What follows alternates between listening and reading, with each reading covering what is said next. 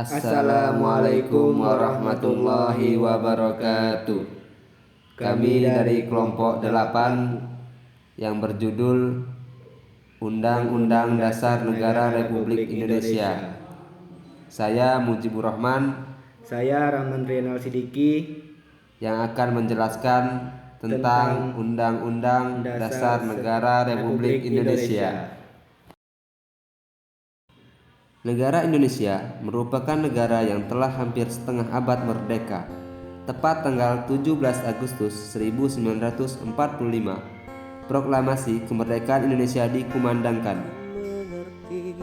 Kemerdekaan tersebut merupakan kemerdekaan dari penjajah, mengingat sebelumnya Indonesia telah mengalami penjajahan.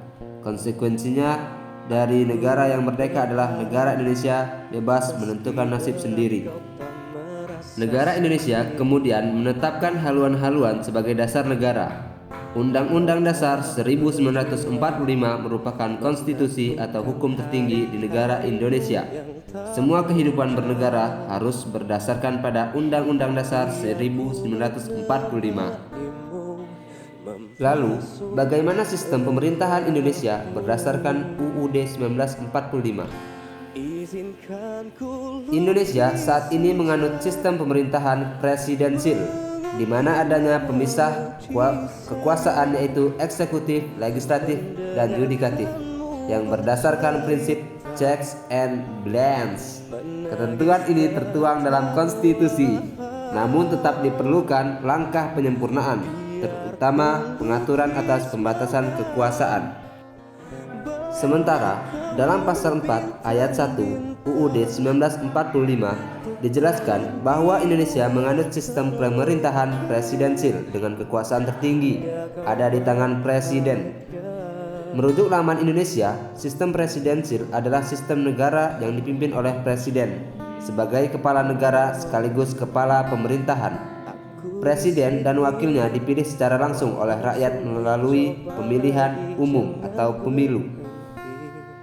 Dalam menjalankan pemerintahan, presiden dibantu oleh menteri-menteri yang biasa disebut sebagai kabinet. Presiden juga memiliki wewenang untuk mengangkat dan memberhentikan para menteri. Sistem pemerintahan ini dibagi menjadi 3 tanggung jawab, yakni yang pertama, eksekutif sebagai pelaksana undang-undang. Yang kedua, legislatif sebagai pembuat undang-undang. Dan yang ketiga, yudikatif sebagai pengawas pelaksanaan undang-undang.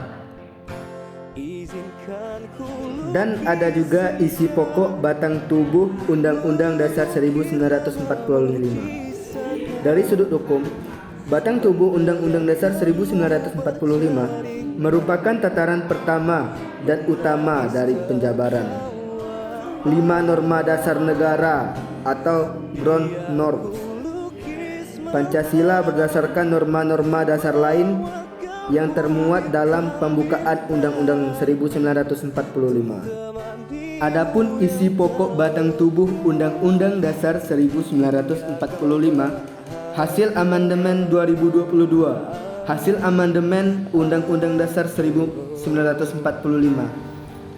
Amandemen pertama. Perubahan ini meliputi 9 pasal, 19 ayat yang ditetapkan pada tanggal 19 Oktober 1999. Amandemen kedua, perubahan ini tersebar dalam 7 bab yang ditetapkan tanggal 18 Agustus 2002. Amandemen ketiga, perubahan ini tersebar dalam 7 bab yang ditetapkan tanggal 9 November 2001. Amandemen keempat, perubahan ini merupakan 19 pasal yang terdiri dari 31 butir ketentuan serta 1 butir yang dihapuskan, yang ditetapkan pada tanggal 10 Agustus 2002.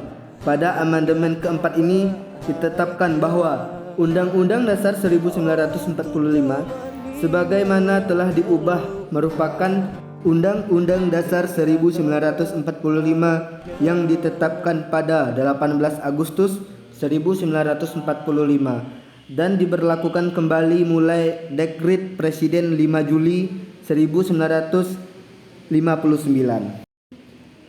Sekian penjelasan singkat kami. Jika ada kesalahan kami mohon maaf. Kami akhiri. Wabillahi taufiq wal hidayah. Wassalamualaikum warahmatullahi wabarakatuh.